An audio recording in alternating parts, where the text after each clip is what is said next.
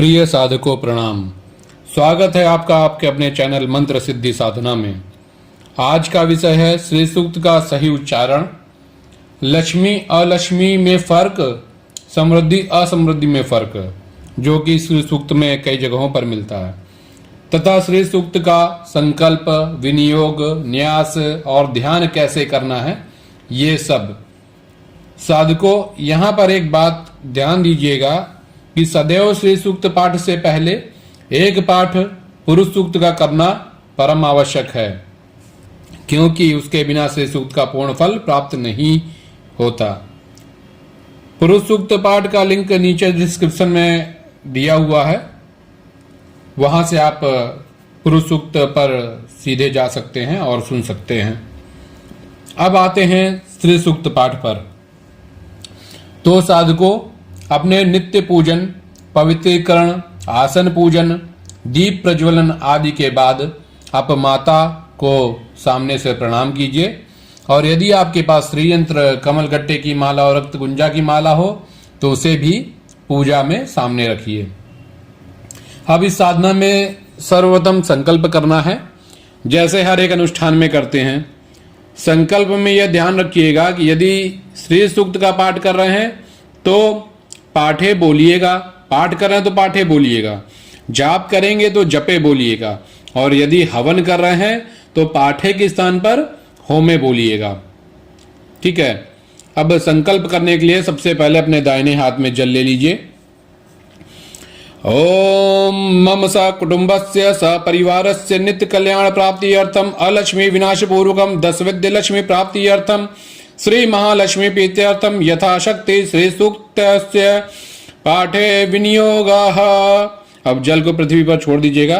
अब इसके बाद श्री सूक्त का विनियोग करिए। पुनः हाथ में जल ले लीजिए। ओम श्री हिरण्मणाम इति पंचदशस्य श्री सूक्तस्य मंत्रस्य लक्ष्मी ऋषिः चतुर्दश मंत्रणाम आनंद कर्दम चिक्लेति ते दुरासुताः ऋषिया जात वेदोग्नि दुर्गा श्री महालक्ष्मी देवता आद्यानाथ अनुष्टुप छंद चतुर्थ मंत्रस्य ब्रति छंद व्यंजनानि बीजानि स्पर्श शक्तयः बिंदवः कीलकम मम अलक्ष्मी परिहार पूर्वकम 10 विद्या लक्ष्मी प्राप्त्यर्थम यथाशक्ति श्री सूक्ते पाठे विनियोगः। अब जल को पृथ्वी पर छोड़ दीजिएगा। अब इसके पश्चात जो है आपको न्यास करना है। दोनों हाथों के अंगूठे को परस्पर स्पर्श कीजिए। दोनों हाथों के अंगूठे को आपस में स्पर्श कर लीजिए। ओम नमो भगवते महालक्ष्मी हिरण्वर्णाय अंगुष्ठाभ्याम नमः। अब दोनों हाथों की तर्जनी उंगली को परस्पर स्पर्श कीजिए। ओम नमो भगवते महालक्ष्मी हिरण्य तर्जनीभ्याम नमः। अब मध्यमा उंगली को स्पर्श कीजिए। ओम नमो भगवते महालक्ष्मी सुवर्ण रजत स्त्रजाय मध्यमाभ्याम नमः।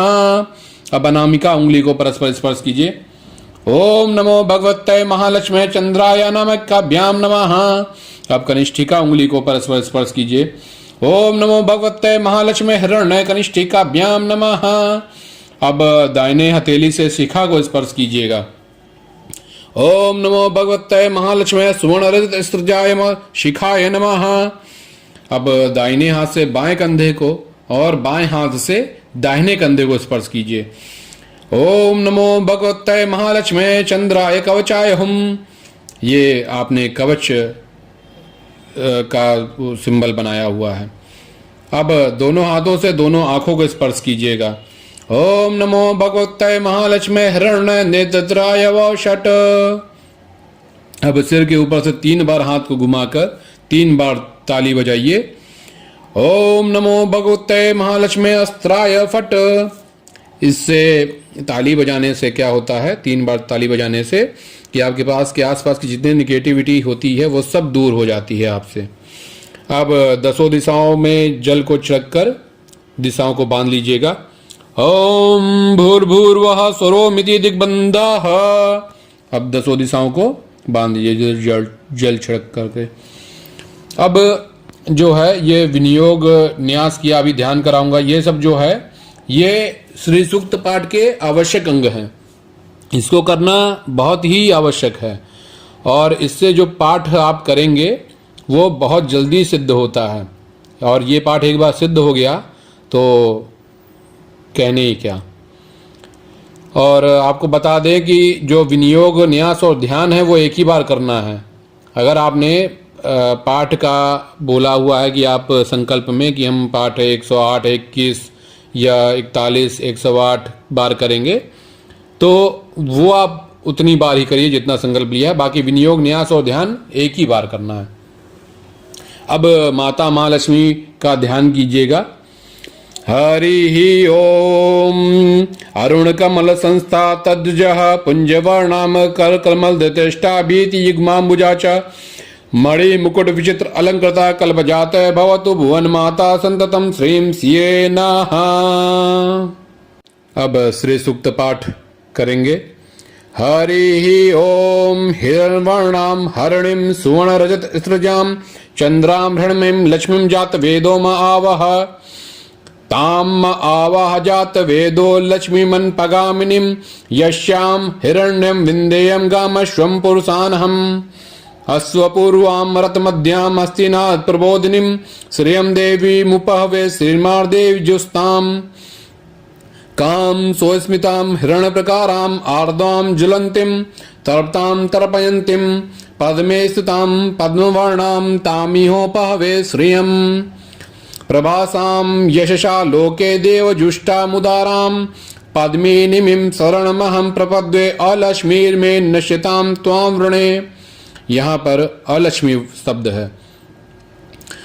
आदित्य वर्णे तपसोधिजातो वनस्पतिस्त्व विक्षोत्विल्वः तस्य फलानि तपसानुदन्तु मायांतराया शिवायाः लक्ष्मीः। यहाँ पर भी अलक्ष्मी शब्द है।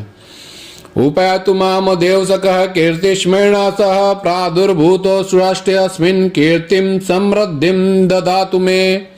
यहाँ समृद्धि बोलना है। क्षुप्ति पासामलाम ज्येष्ठाम अलक्ष्मीं नाश्याम्यहम् अभूतिम असमृद्धिम च सर्वाम निर्णुद्मे गृहात। यहाँ अलक्ष्मी और असमृद्धि बोलना है। गंधद्वारां दुरादर्शां नित्यपुष्टां करीषणीं ईश्वरीं सर्वभूतानां तामिहोपहवे श्रियं मनसः काममाकूतिं वाचः सत्यं श्रीमहि पशुनाम रूपमनस्य स्मै श्रेयः श्रतां यशः कर्दमेन प्रजाभूता संभव कर्दम श्रियं वासय मे कुले मातरं पद्ममालिनीं आपः सृजन्तो स्निग्धानि चिक्लित वस्मे गृहे नीचा देवीं मातरं श्रियं वासय मे कुले आर्दां यः कर्णिं यष्टिं सुवर्णां हेममालिनीं सूर्यां हिरण्मयीं लक्ष्मीं जात वेदो म आवह आर्दां पुष्कर्णीं पुष्टिं पिंगलां पद्ममालिनीं चंद्रां हिरण्मयीं लक्ष्मीं जात वेदो म आवह ताम आवाह जात वेदो लक्ष्मीमन पगामिनीं यस्यां हिरण्यं प्रभूतं गावो दासुसान विन्देयं पुरुषानहम् यः शुचिः प्रयतो भूत्वा जुह्याद्य जन्महं सूक्तं पंचदशचं श्रीकामः सततं जपेत। अब माता महालक्ष्मी को पुष्प अर्पित कीजिएगा तथा उनसे दरिद्रता के विनाश का तथा श्री प्राप्ति का वरदान मांगिएगा और अंत में क्षमा प्रार्थना करिएगा।